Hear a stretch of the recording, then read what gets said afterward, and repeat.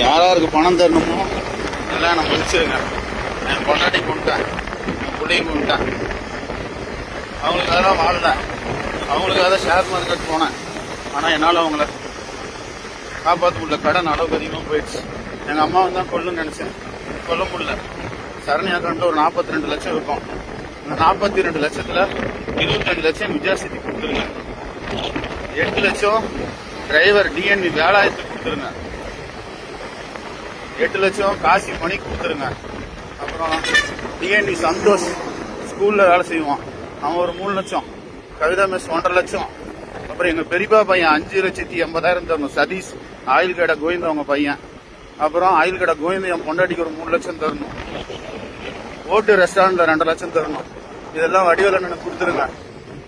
என் பொண்டாட்டி நகை Indian Overseas பேங்க்ல இருக்கிற நகை, பெட்ரோல் பேங்க்ல இருக்கிற நகை, அன்னசாகரத்தில் இருக்கிற சொத்து, கோயில் நிலம் தான், அதெல்லாம் ஐயனாருக்கு கொடுத்துருங்க.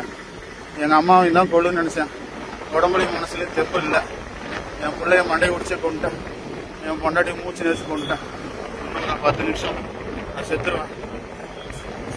யாரும் ஷேர் மார்க்கெட் பண்ணாதீங்க. எங்களுக்கு கடைசி இது ரைட்ஸ் எல்லாம் ஐயனார் ஐயனார்.